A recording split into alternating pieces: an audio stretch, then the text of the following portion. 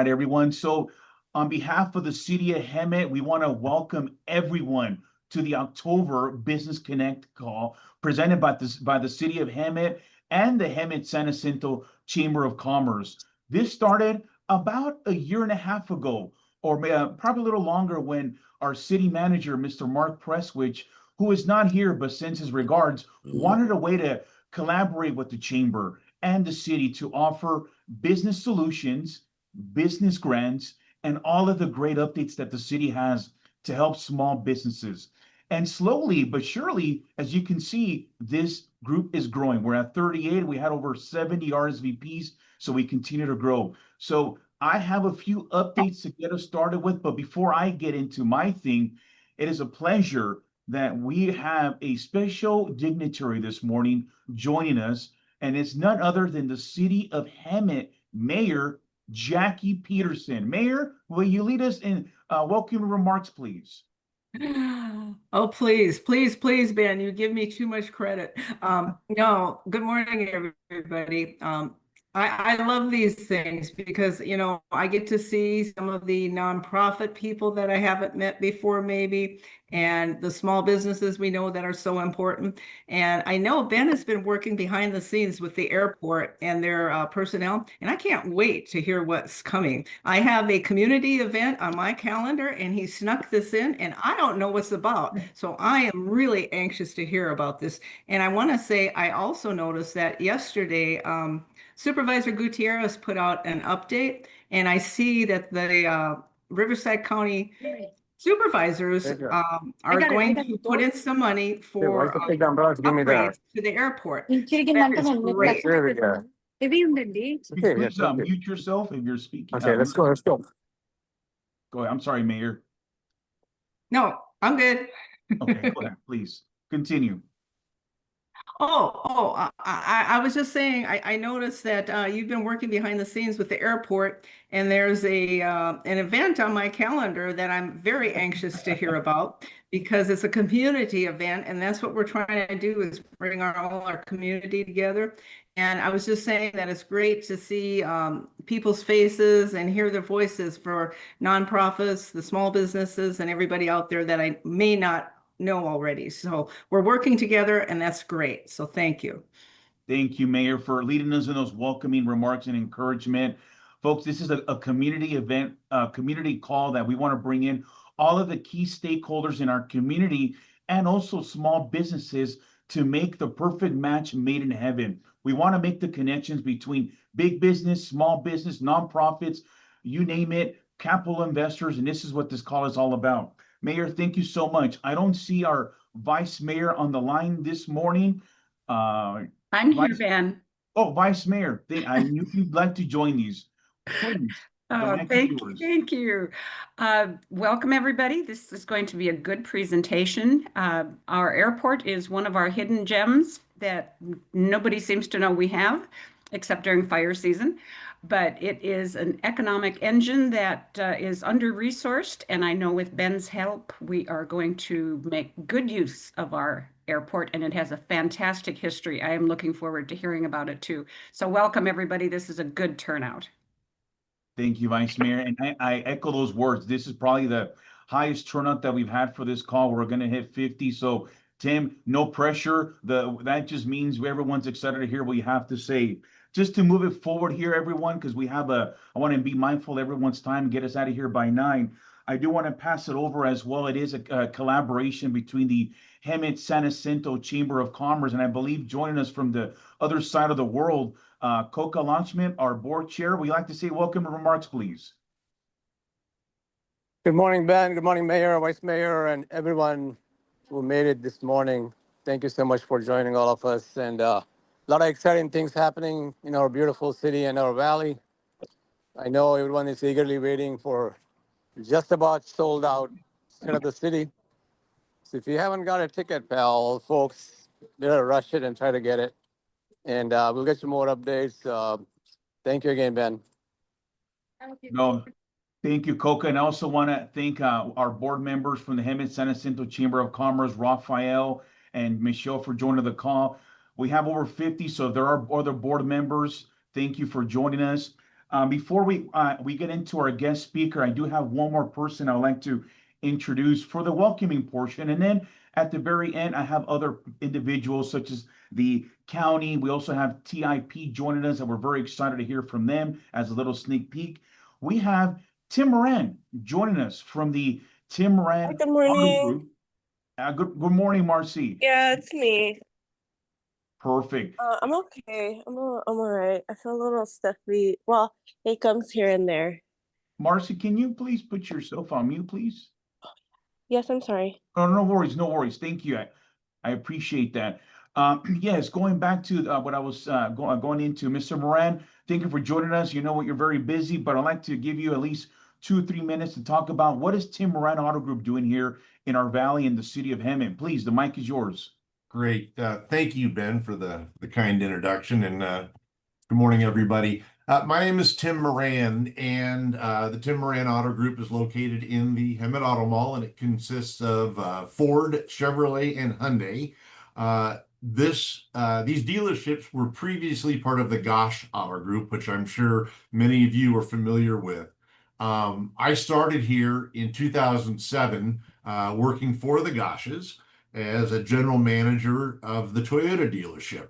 And through about the first 7 or 8 years, I was able to gain additional responsibilities.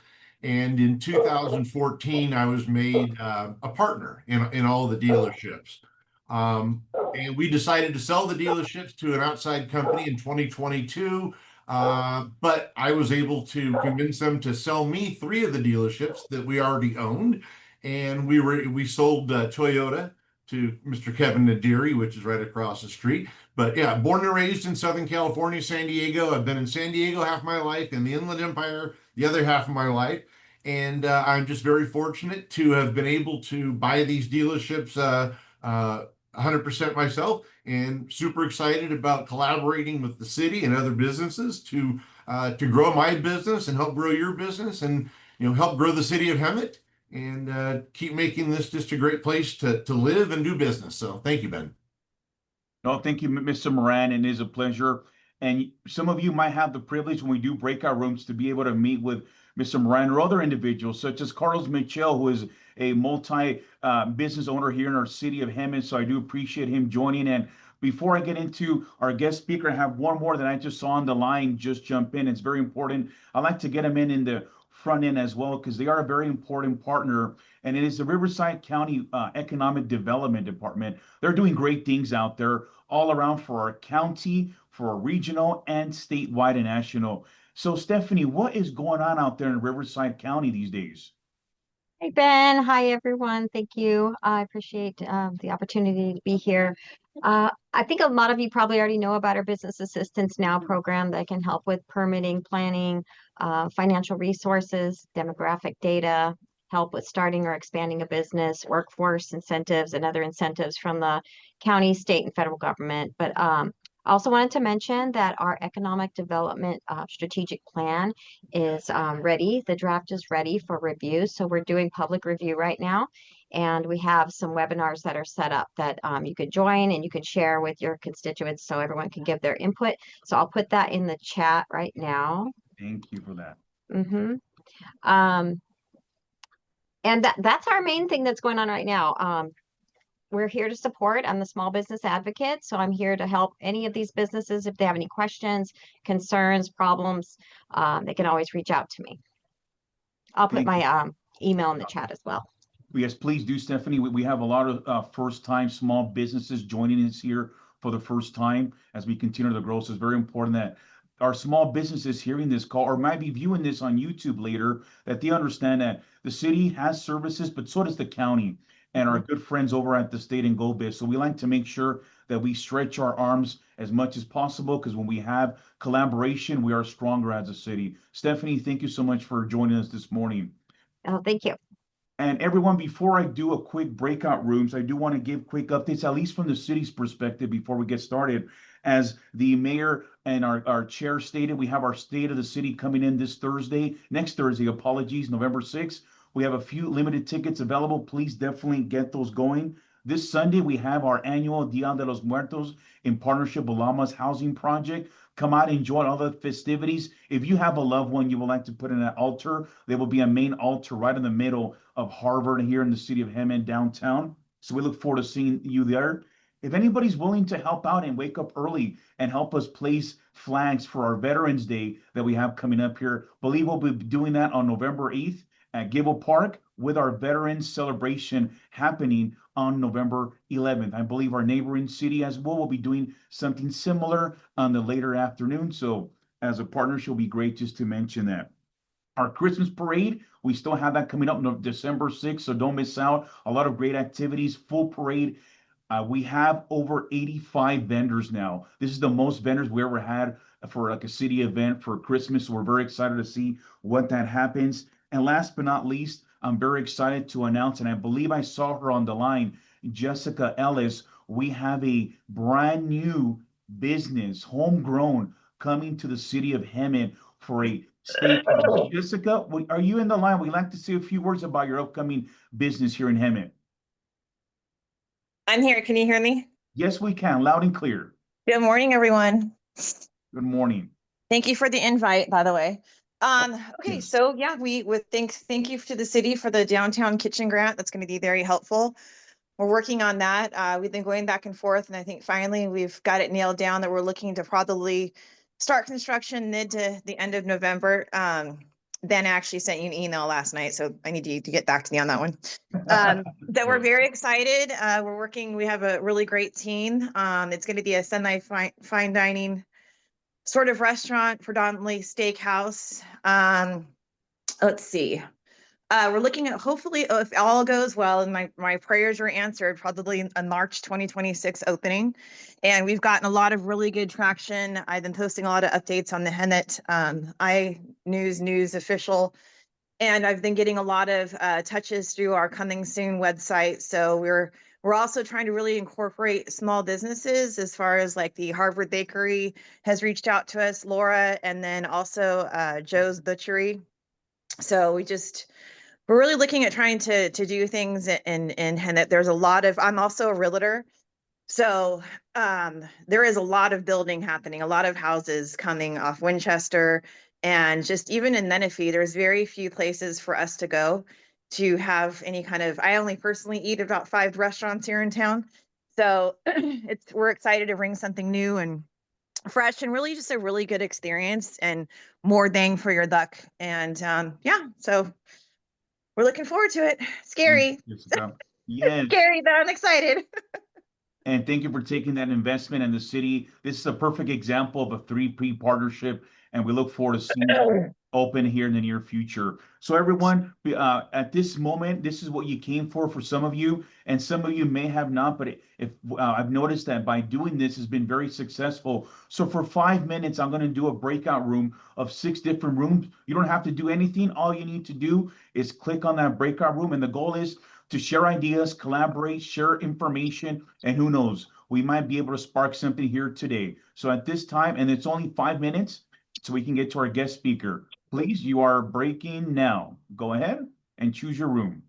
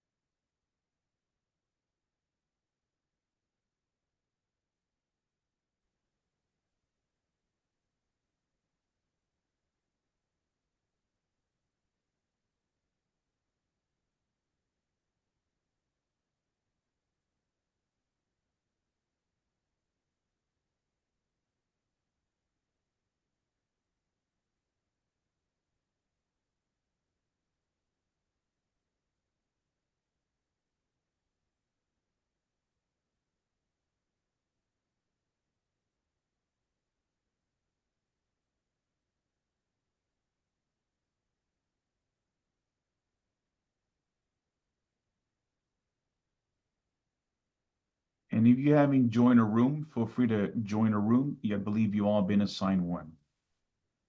Or you can hang out here with me and wait till everyone comes back.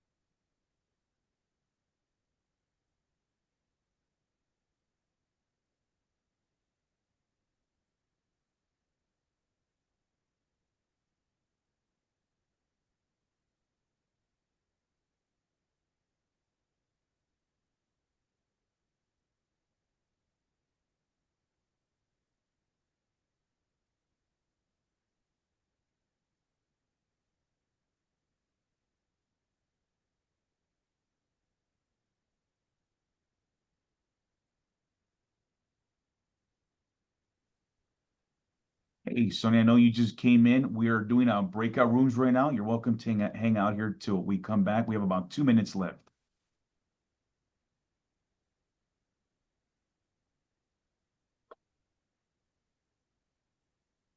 My baby.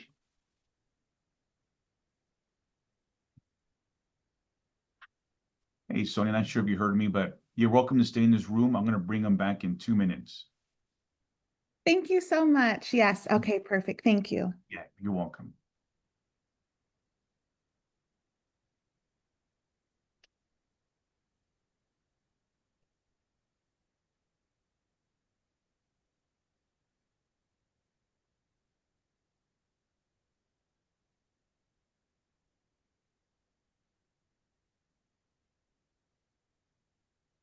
Yeah, Ben, I really look forward to the Business Connect meetings. Regretfully, I had to hop on so late today, but No I was, worries. I'll catch the tail end of it. Thank you so much. And it's so funny you say that. I'm not joking. Today we have 58 people join. You know that? This is Wow. the most I've ever had. It continues to grow. So you'll see when I bring everyone back how Wow. we're continuously growing. So I'm very excited about this. Hey, kudos to you. Seriously. Thank Yeah, you so each much. time I talk about these meetings, like with my superintendent, I kind of update her on different things I have going on, and I've had nothing but positive stuff to say. Like it's just even with like Western Center Museum, Oh, yes. joining that one, like we work so closely with them, and yet like I learned so much from that opportunity to hear from Alton. So like, Right? Today, yeah.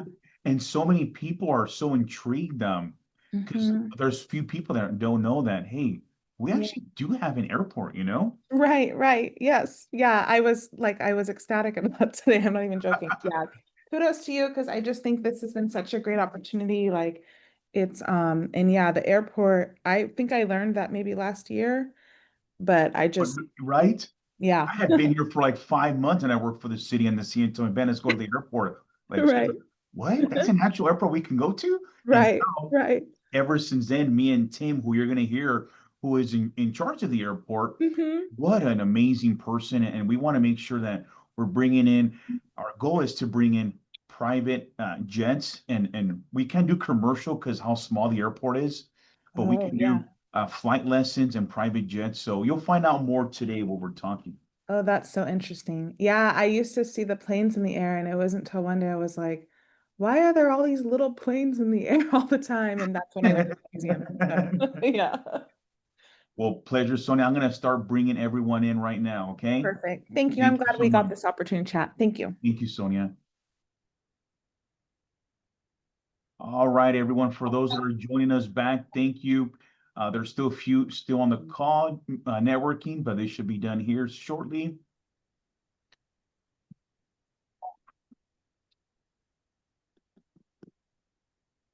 And then for those, just so you're aware, after we're done, as we're getting people back in here with today's guest speaker, we are gonna, if time allows, and I know we will have some time, We have our Deputy Director of Community Development and our Code Compliance Manager. I'd like for them to say 3 to 5 minutes on their end in regards to what we're doing to help out small businesses, work with them in regards to items that may not be by code standards, but we're here to help you get there. So I think this is going to be a nice series that we plan to do all of 2026, if their time allows, doing little snippets of what we're doing here on other sense, other than just economic development, but from the planning perspective, when you want to come in, landscaping. I'm going to let Emery cover that a little bit later today, and Sarah as well. So thank you both for being here. All right, everyone. Thank you so much for breaking out. I believe we are ready. And also, we also have at the very end, I'm going to pass it over to the Executive Director, Magna, who has joined us, and we're very fortunate for that as well. So everyone, thank you for being here. We're going to get straight to it. Tim, everyone came to see you and hear from you, my friend, not for me. But before I get there, I think it's very nice to paint a picture of who we're speaking to today. So if everyone can indulge me for a minute or two as I read his background, thank you so much. Tim Reed, Airport Operations Manager for Riverside County Airports. Tim Reed serves as the Airport Operations Manager for Riverside County, overseeing the day-to-day activities at Hemet Ryan Airport and managing regulatory compliance and business development across all 5 county-operated airports. Originally from Cheyenne, Wyoming, interesting, Tim built a diverse career in airport management, having worked at airports in every size across the country, including a licensed spaceport. Before joining Hemet Ryan, he was the general manager and CEO of Mojave Air and Spaceport. Folks, if you've been wondering there's aliens out there, this is your chance to ask the questions.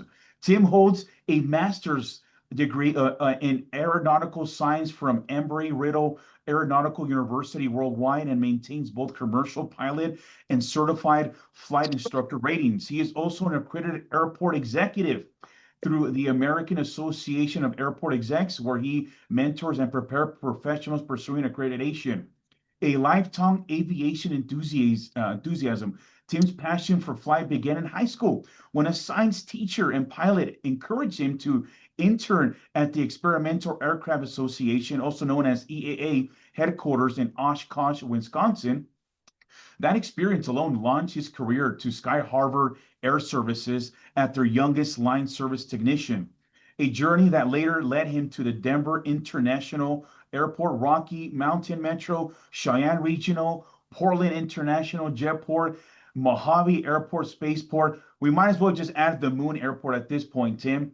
When he's not at the airport or cockpilot, Tim enjoys traveling with his French bulldog Belly, visiting aviation museums and exploring airports wherever he goes. He also serves as several aviation and educational boards, including the Commercial Spaceflight Federation, Starbase, Edwards Air Force Base, and the California Aeronautical University Provost of Aeronautical Advisory Committee. Everyone, can we give a round of applause for Tim Reed?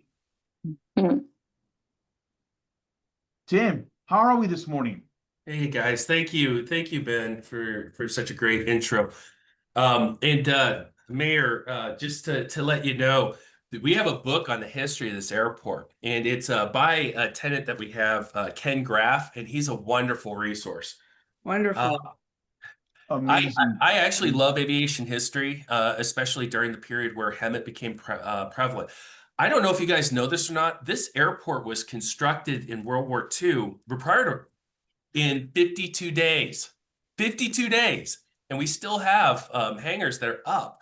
So I guess that talks about the level of craftsmanship involved. But and Tim, for today's sense, we're gonna kind of stick with what we have here, the questions that we had set for. That way we fall in line and we cover all aspects today. So getting straight to it, and I don't know I cover your bio, but why don't you tell us a little about yourself in regards to work history, any fun activities, and how did you land at Hemet Ryan Airport? Okay, well, guys, like Ben said previously, I was the CEO of Mojave Air and Spaceport. I wanted to actually kind of work on my work-life balance, guys. I'm gonna be honest with you. My boss is the airport's director, Angie Jameson. She's also a commercial pilot. I'm a civil flight instructor. We started flying together, and she wanted somebody to actually be based at Hemet to kind of inspire, promote the airport, get the airport to where it needs to be, because even infrastructure-wise right now, we're not there. So that's the reason why I was based out here, primarily also to focus on business development. And so that's where Ben and I have started to really talk and trying to work on incorporating the airport into the community. So we'll kind of touch on that in a second here. Basically, with who is Ryan Airport and the mission statement. Well, Yeah. as you guys probably know, we're part of a big organization, Riverside County, all right? And then we belong to TLMA, which is Transportation Land Management Agency, as our own department. Good, bad, or indifferent. There's lots of benefits and negatives, but the thing is that we don't have a mission statement specifically for our airport, and oddly enough, we don't have for all of our airports. We do for our entire TLMA, but really, what it comes down to, when we do make a mission statement for this airport, we'll incorporate aviation education and training, because that's been the foundation of this airport, but also it continues to rear its head here in the community as well. And I'll bring it up here in a minute, but this is one of the reasons why I came to this airport, is because you guys have something in this community that very few do. You have pipelines that lead future aviators, mechanics, people in the industry right to the airport. You have a high school aviation program. You have a college aviation program.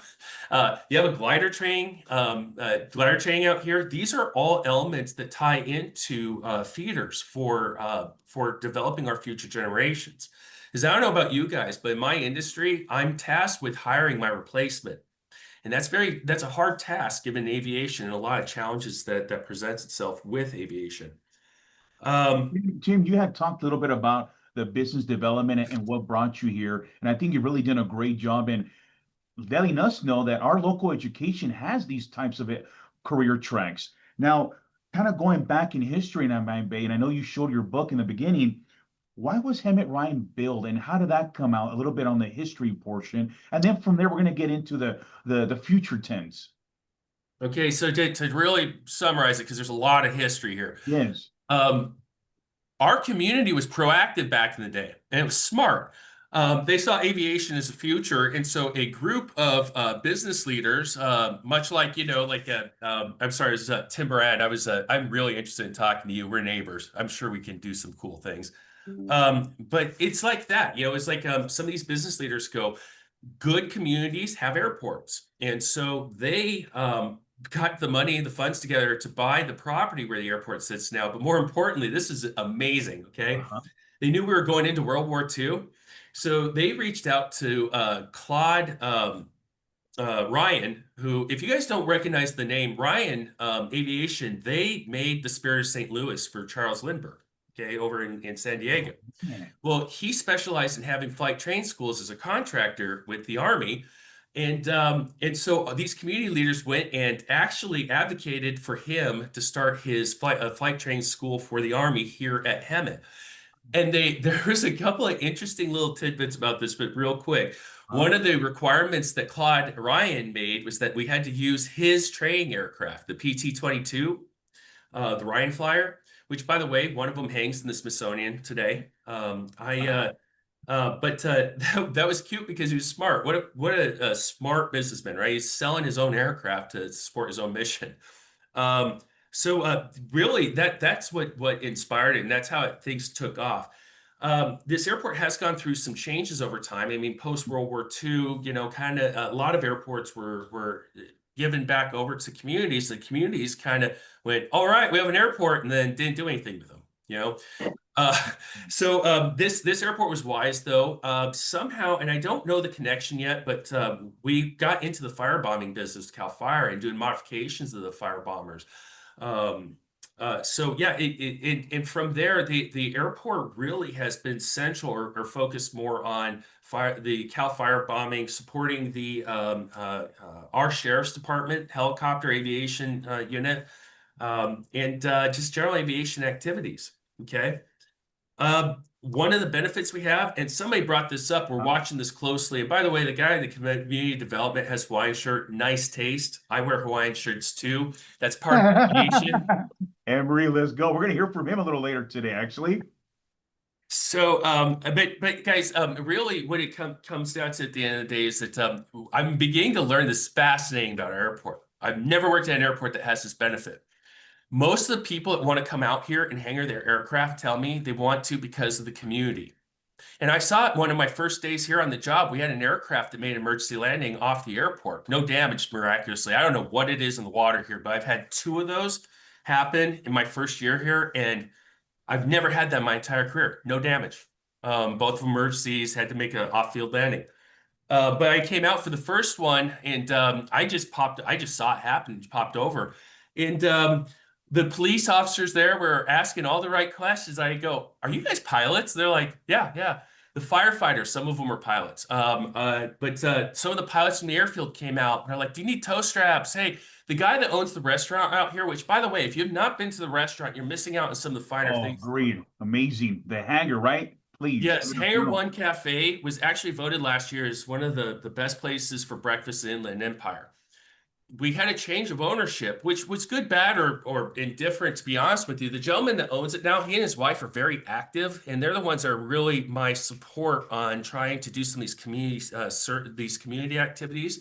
But the guy also is an entrepreneur. He owns a tow truck company. He's a pilot too, and he specializes in removing aircraft off of interesting places where they shouldn't land or didn't land intentionally. Let's put it that way. So what the thing is, and what I'm really trying to do here is we need to be involved in the community. I'm a resident too. You guys hear the noise of the helicopter sometimes or an airplane flying low. I hear it too. It's my job as part of the community to make sure that we are addressing community needs and also incorporating ourselves into the community. It is literally in the airport manager's handbook, guys, that we're supposed to be a part of the community because you guys benefit financially, the community does, from having an airport, okay? And in turn, if we work with the community and work with you guys on some of our development ideas and needs, then we can both benefit, okay? There's a lot of money in aviation. I've had to deal with this in the past where communities ask, why do we even have an airport? You know, it's just a playground for playboys. Maybe at some level. I'm not going to lie, it's kind of fun. But the reason why is I like to ask them, like, well, you have a public pool that's owned by the city. Do you swim? Or a golf course, do you play golf? Look, an airport is an amenity that people with disposable incomes desire. And so just keep this in the back of your mind, because I'm always thinking about this. I'm always working these angles, right? Pilots have disposable incomes, and they generally have a higher income bracket, especially if you own an airplane, all right? Airplanes cost an awful lot of money, believe it or not. A brand new Cirrus SR-22 can cost you over $1 million. That's a single engine private aircraft, okay? We would like to see how, Ben is smart, okay? The city of Hemet's smart. We'd like to try to see if we can get an entity that sells aircraft, because we, the community, can benefit from the sales tax revenues from it. And boy, a Cirrus aircraft is wonderful a tax revenue when compared to, like, you know, like an RV or something. I'm not coming to Tim. We're totally gonna be buds, trust me. But that's a lot of money that we could potentially capitalize on. So I'm talking with Ben about this, and so it's really interesting. Aviation doesn't work like when you buy a car. Airplanes are a little bit different. But what's interesting is there are flight training schools out there that are incorporated with major manufacturers such as Cirrus, Cessna, Piper, that actually require their flight schools, if they are branded like that, to sell aircraft. That's part of the requirements of it, all right? So we are working with some of these entities going, hey, do you guys sell aircraft in addition to doing your flight training? Yes. Okay. Have you thought about developing at Hemet? Because this is a great airport for flight training, right? Now, we are currently working on a project. This is kind of like down low, but I'll share it with you guys. There's an entity down at French Valley that's very successful, has won some contracts. They're a helicopter training company. But they do training for Southern California Edison and their long line pole uprights. So they got the contract to train the SCE helicopter pilots to put up these long lines vertically with helicopters. They're going to be utilizing Hemet as a training base where we have enough space in the airport that they can do this practice. But they want to also develop out here. They want to build. They want to start a flight training school out here because it's something that we're kind of weak on right now, for both fixed wing and helicopter. And Tim, if I may interject there, I think you really, I like the question or little comment on Tim Moran. I think collaboration and a hybrid model there is something amazing. And you had talked about a little bit about development, re-engaging with the community. We've done a fantastic job, and thank you for being a great partner for the 4th of July drone show. You were able to help us out by having a great, we were able to shoot the drones from there and not interfere with that. So I think you covered a great sense on history. I love how a group leaders, business leaders came together in the 30s and 40s to do something like this. And that is what we're trying to do, Tim, make something like this, another round of it. I mean, I'm not sure what's going to look like, but with your help and others, we can make it. So with that lead in, where do you see Hemet Ryan? I know this is an open-ended question. No one has a crystal ball, but where do you see Hemet Ryan going in the next 1 to 5 years? What does that look like to you? Because a lot of people ask when they're driving, hey, how many flights go out of there? Does anybody even land there? And I was surprised the number that you told me of daily flights. And yes, there is a lot of flying going there. So can you let us know, just out of curiosity, how many flights out of there every month? And what does it look like for the next 1 to 5 years, Hemet Ryan? You're killing me, Ben. I have this information. It would just take me a little while to pull it up. No worries, no worries. I'm going to tell you that we're going to see an increase in flight operations as well, because this all ties in, everything in aviation's systematic. French Valley is going to get an air traffic control tower. My boss is wonderful at finding money. She's like a bloodhound, amazing. We did manage to secure the money to build an air traffic control tower at French Valley, which is, if you're not a pilot, that place is so crazy busy that both my boss and I are experienced pilots, and we don't fly in there by ourselves. We fly together or with another pilot. It's very busy. What that's going to do, though, is that's going to push some of the flight training operations up to Hemet. And it's cute. Our tenants are annoyed by that concept. They're going, oh, it's going to be busier here. So, but it's positive for us, guys. The more operations we get, the more we can justify the FAA to get more AIP funding, which is what the funds that we use to reinvest in the airport and the infrastructure. There's talks about trying to expand the runway. Just so you guys understand, our runway is under 4,000 or 5,000 feet. It's 4,360 feet, I think it is.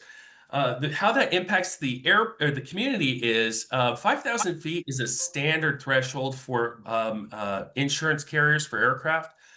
So corporate aircraft generally will not fly into an airport that's less than 5,000 feet unless they are trained or have waivers, that kind of thing. So that's kind of limiting us a bit. All right. And the FAA does not believe in the field of dreams. If you build it, they will come. They want you to demonstrate either you will have that traffic or that you currently have that traffic. Well, we don't have that traffic because we're too short of runway. So there's been a lot back and forth. I don't see us expanding the runway within the next 2 or 5 years. I don't. But one of the benefits of that for the community is we don't specialize in jet traffic. Let them fly into French Valley.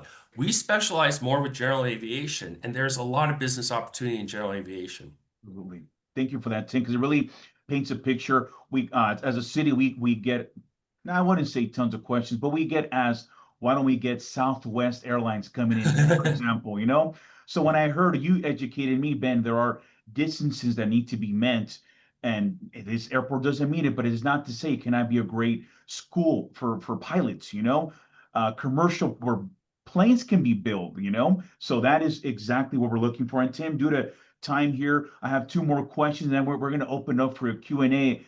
We have so much to cover. We can go here for like another hour. In regards to aviation career tracks, I like to ask this, and I will get to the questions after we're done. So Tessa, you'll be number 1 for sure. Thank you for that. What are some career tracks that if there's a youth watching this on YouTube, for example, what are some career tracks that someone can get into in the aviation industry? I know it's endless, but maybe you can pick an area where you may get into. All right, Ben, thank you for being my guiding light. I am very verbose, if you guys haven't picked up already. I love to talk about aviation. This is another area that is very near and dear to me because, like I said in the bio, I was fortunate enough to have somebody that mentored me or saw something in me and encouraged me to go in this field. And now look at where I'm at, right? That's our goal. I don't have any awards on my wall. You know why? Because I've mentored an awful lot of people that have ended up having wonderful careers in aviation. Where we're at, we want people to start going into technical and trade fields in aviation, such as aircraft mechanics, avionics techs. They're in extremely high demand. Aviation's interesting. We're horrible. We're horrible planners. We're horrible at filling in our ranks.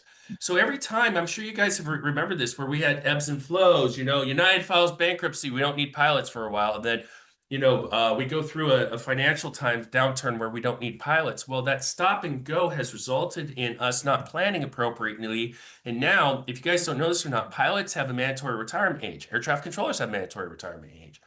Mechanics don't, because I meet an awful lot of old salty mechanics.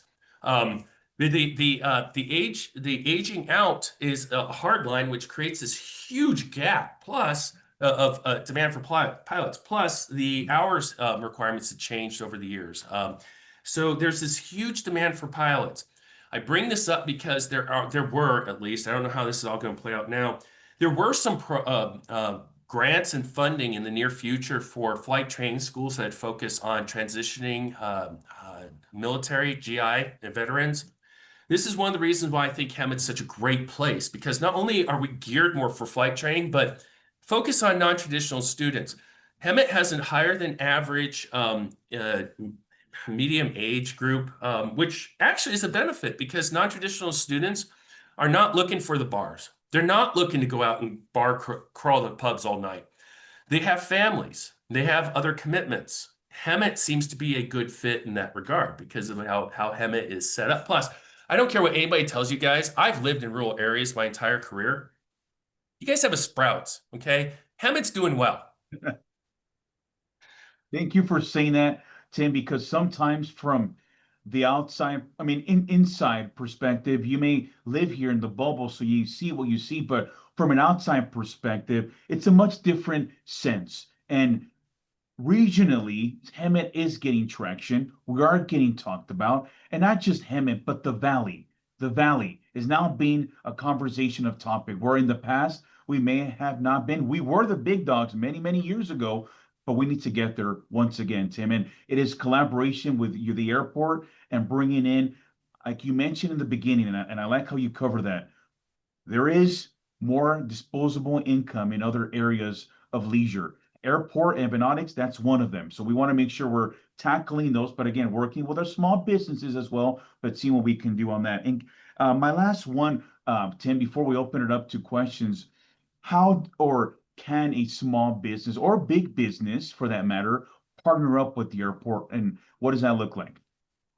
Well, guys, unfortunately, I'm a dreamer. So if you have an idea and you come to the airport, I'm going to listen.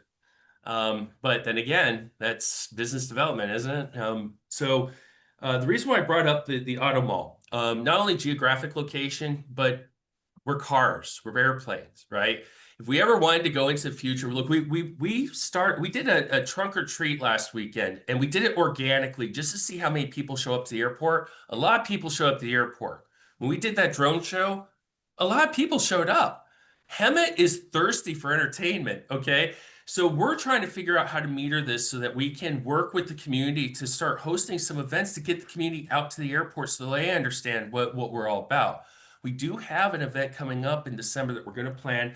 Now, just so you know, my boss is very supportive, but she also is very stressed out. So we're trying to say, hey, don't worry, we got this covered. It's going to be seamless. The city is always willing to help out. The restaurant is hosting it, but I've done this at other airports, and it's been very successful. Before I left Mojave, for example, we had the Highway Patrol fly me in dressed as Santa. I always play Santa. I'm getting a little bit too thin for this now. I don't know if I can.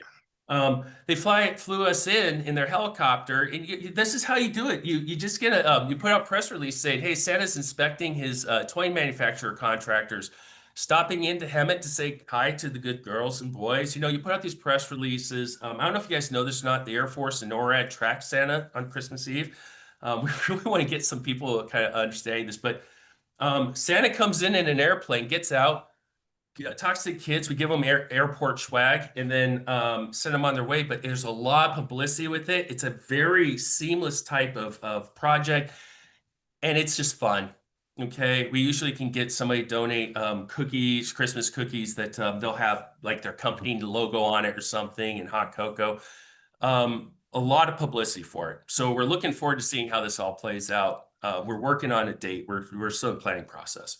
Absolutely, Tim, and I like the idea that the Hangar One brought it forth, the airport, and you know what? That is why we bring different business partners such as the Hemet Auto Mall Association, so we can work together, Tim, and offer not only the parking, but working co-sponsorship. So due to time, I'm going to stop with the questions because I know we have a few questions and I see the hands, and I'm going to go based on order. Tessa, I believe you were the first one with your hand raised. What is your, did you have a question, ma'am? I appreciate you allowing me to ask this question, Of but course. I've had a couple children that have graduated from the Hemet high schools, and I never knew that there was an aviation program within local high schools.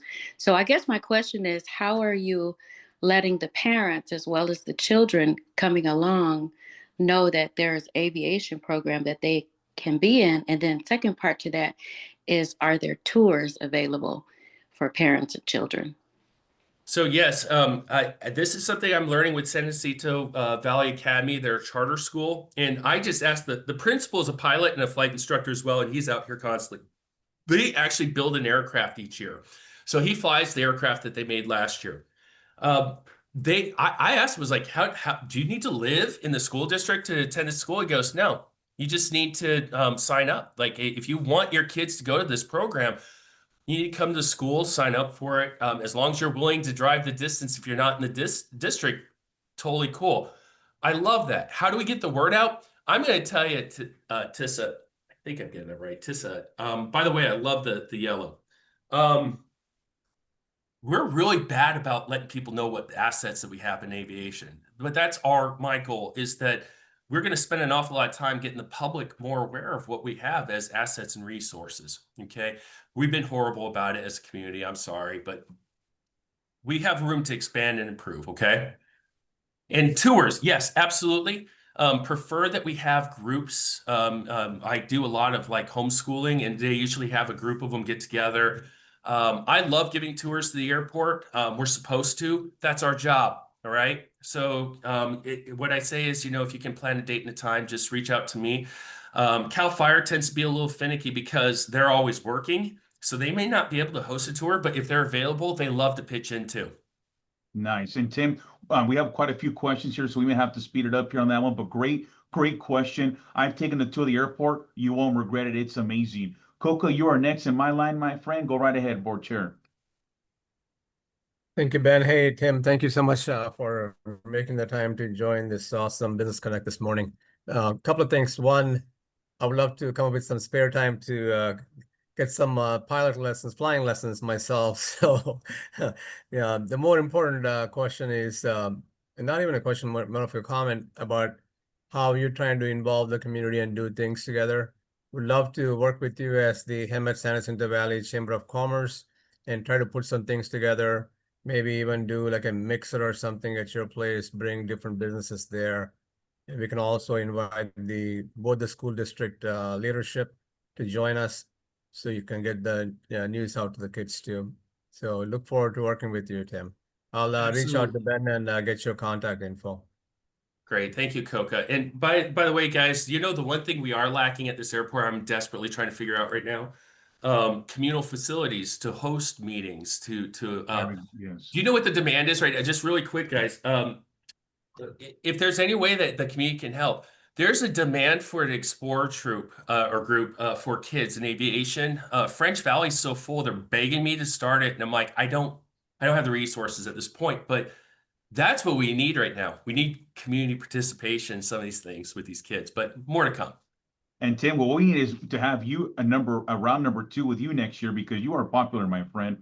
Next one, we're going to do just based on my list, Vice Mayor. Thank you very much. Question, Tim.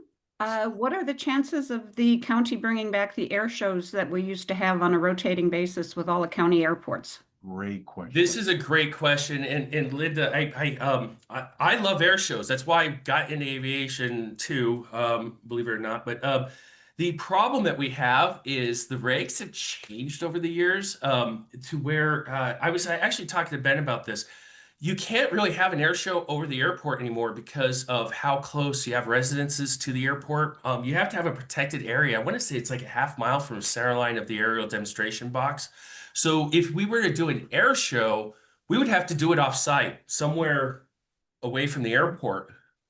My recommendation is, by the way, guys, air shows are extremely expensive. We used to spend, I think, per air show, like over 700 grand. Okay. That's not necessarily saying that it's not a good investment, but our boss was wise and said, let's reinvest that in some of the infrastructure and things we need at the airport.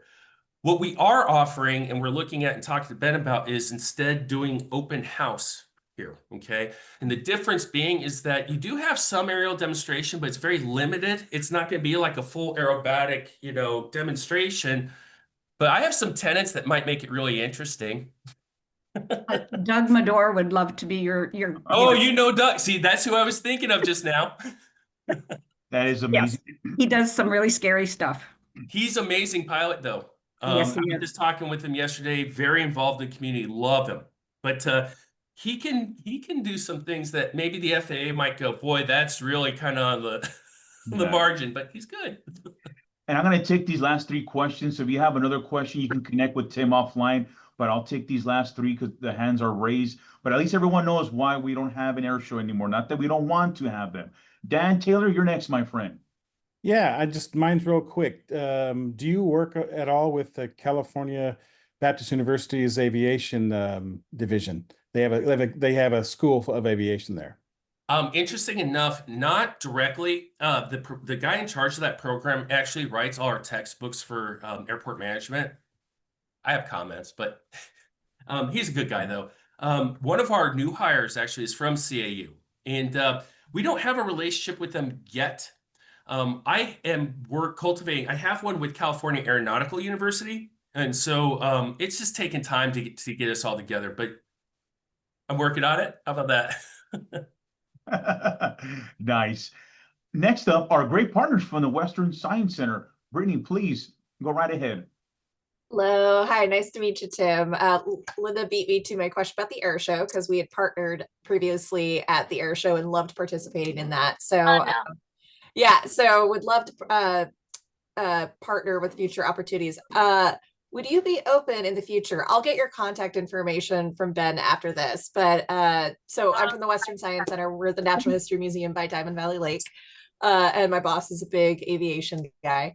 And we're interested in maybe like doing like science of flight exhibits or activities in the future. So if you'd be open to talking about that, I'd love to kind of open up the communication there because that's something we've been wanting to do. We work a lot with Ken Graff. So that's something we've been interested in, but now I think is a good opportunity. Yeah, and I know we're short time, but just guys, really quick, we're really looking for STEM and pushing for STEM. I came from the space side before coming here, guys. Like there are states like Maine that are really smart about this and how they're trying to bring up people that are local. So because it's hard to get people to move out to Maine, trust me. But it is very important. It's near and dear to us. We need to have that partnership at some level. Okay. Okay. Yeah. I'll follow up with you after this. Great. Thank you. And everyone, you're seeing firsthand exactly why we're doing these calls. For all we know, this can be a national award-winning program that's just being created from this Connect.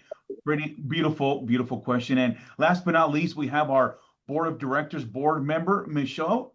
Please, thank you for joining us.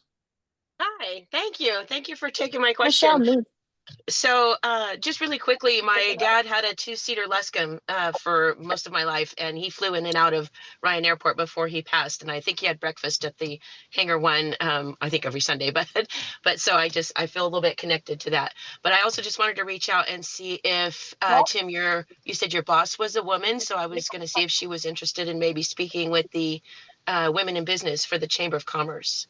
I can't speak to her specifically, but she has done those types of engagements in the past. Yes. Great. Absolutely. Great. I'll make some connections with you then. Great. Beautiful. Perfect. This is what it's all about, folks. The networking and the connections. Another great connection there. And everyone, I know we have 3 minutes left. So Tim, on behalf of the city of Hemet, our valley, our partners, the county, and everyone else on this call, thank you for taking time this morning to present about the Hemet Ryan Airport. I'm very confident we may have you next year, my friend. Thank you. Thank you, guys. I'm excited to work with you all. Thank Thank you you so all. much, everyone. And folks, we have 2 more minutes here, and I want to make sure I'm mindful. I would like to pass it over quickly to Magna, the executive director of TIP, to say a few words and potentially a sneak peek. Magna, do you have a few moments? Thank you so much, Ben. Hello, everyone. I'm Magda Stewart. I'm with the Trauma Intervention Program, also known as TIP, of Riverside County. We are one of 15 chapters nationwide. We are a nonprofit of specially trained volunteers who are requested out to trauma scenes by law enforcement, fire department, and hospitals. And our job I guess on there's a big scene event is going on in a little. So you can put yourself on mute, please. Go ahead, put her on mute. Go ahead. Our volunteers' job on scene is to be emotional and practical support for the survivors while our first responder partners work on the injured parties. So we are there during people's worst days, usually.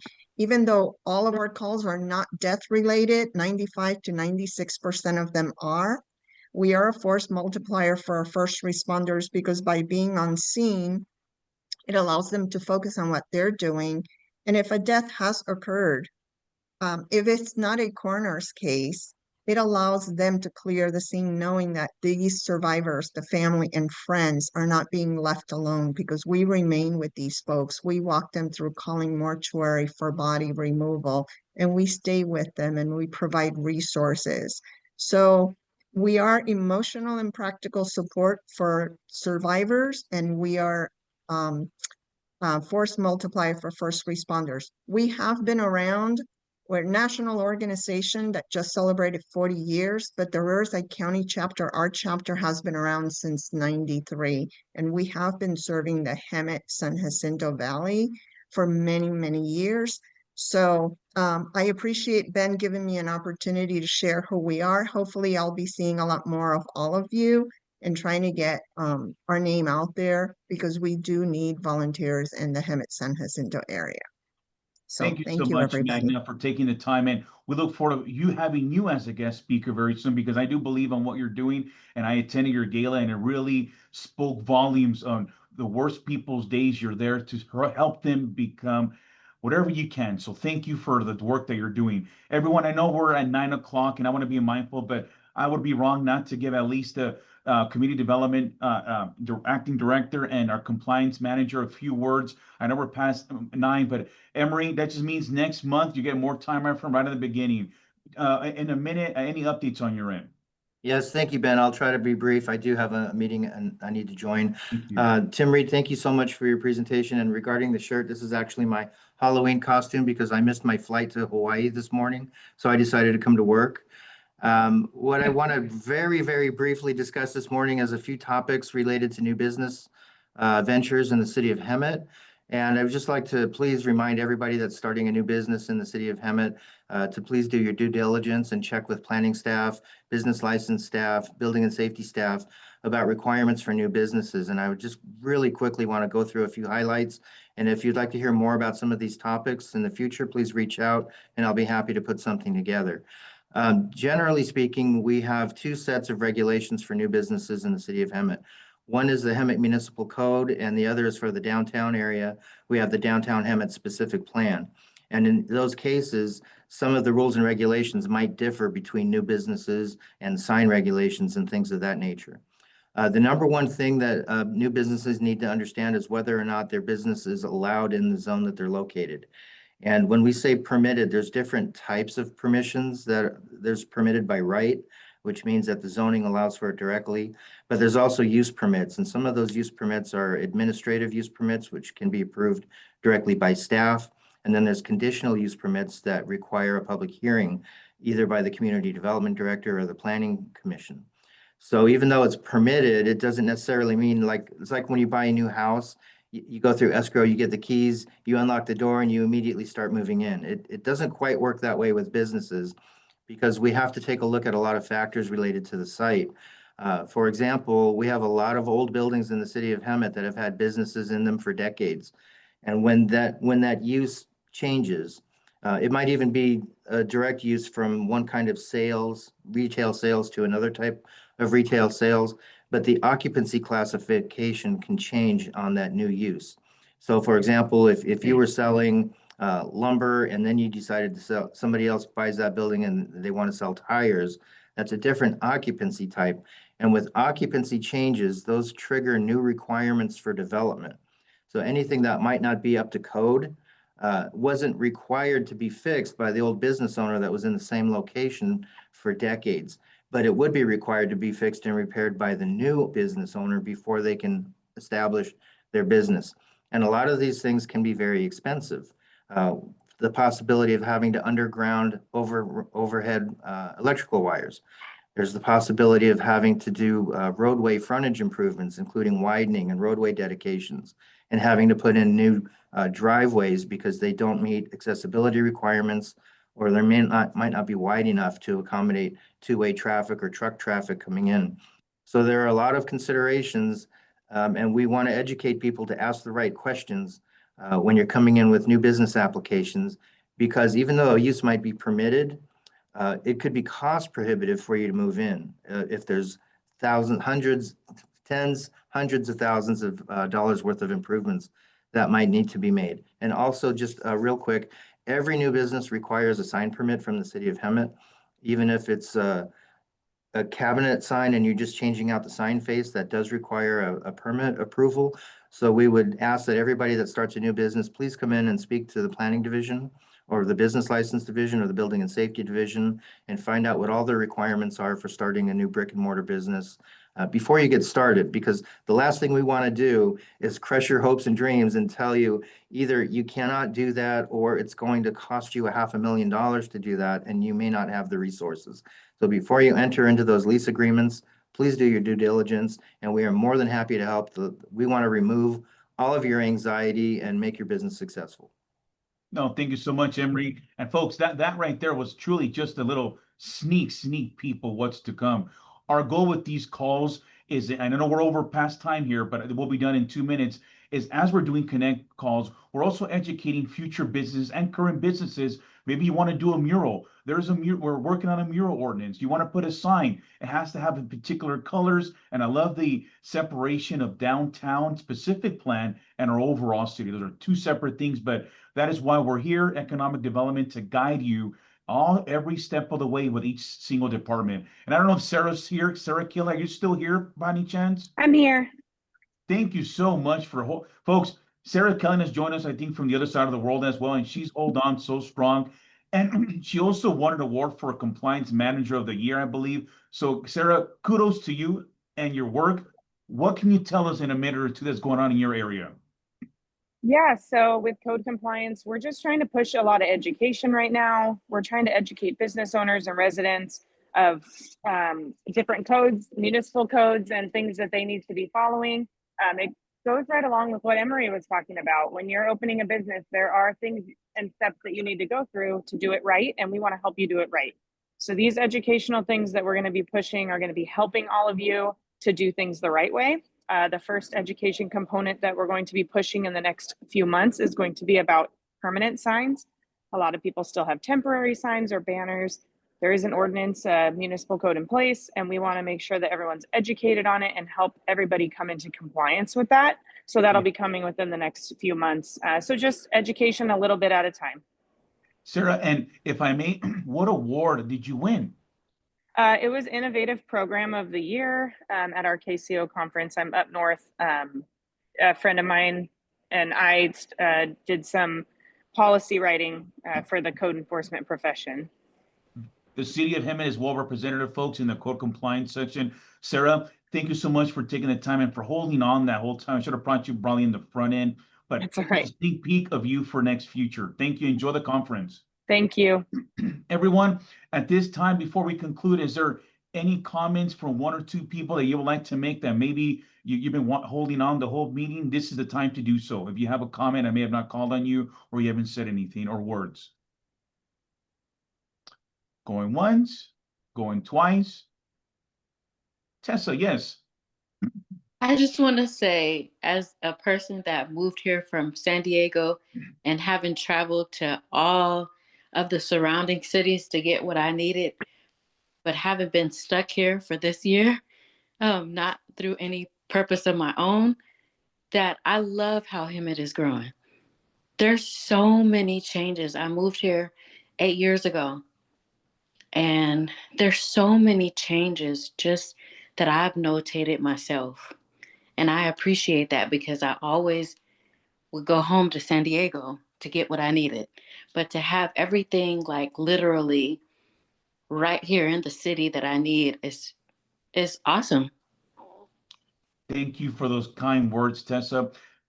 And not to put more seeds in regards to excitement, and I hope I do. We're just getting started, folks. Earlier in the conversation, you heard about all of the homes we have, infrastructure. I'm going to get into a little more in depth next month when we have our November call on what the city is actually bringing, because I constantly hear, what businesses are you bringing in, folks, or other surrounding cities may have delivered other announcements. We're going to do the same. So stay tuned next year. Next month. And Mayor, would you like to let us off on any final remarks? I'm sure our mayor's still here. Mayor? Oh, I'm sorry. I'm sorry. I was doing a text. Oh, no worries, Mayor. Any No, final you know words from what? you? No, I'm really excited about the activities and partnership that we can have with the airport now. You know, it is very historical, and like we have so many hidden gems in Hemet, San Jacinto, and now we're finally getting to be well known. We're getting heard, and I love Tessa's. You know, she wants to keep the people local and spend money local, and I hear you say that every day almost. You know, we want people to stop in Hemet and spend their money in Hemet. We don't want them driving through. You know, we want people to shop local that live here. So we are moving up, and you are going to see more improvements in the years to come. I know we will. Thank you so much, everybody. Thank you, Mayor. And one last person before we truly end the call. Vice Mayor, anything from your end? Jackie said it all. Welcome to Hemet. We want people to enjoy being in Hemet. So thank you, everybody. And Ben, this was a great meeting. Thank you, Vice Mayor. Everyone, thank you so much for joining us for the October Business Connect call. We will have another one next month in November. Stay tuned for the flyers invitation. Have a safe and happy Halloween. We will catch you on the next one. Thank you. Thank you, Ben. Bye, Mayor. Bye, everyone. Bye, thank you. Bye, Have a great everybody. Halloween. Thank you, Mayor, Vice Mayor Ben. Bye, Michelle. Have a great one. Have a You good day, too. everyone. Bye-bye. Thank you, Coca. Have a great one out there, my friend. Thanks, Bye, Ben. thank Bye. you. Carlos, great to see you. Yes, sir. Thank you. Hi, everybody. Have a great one, everyone.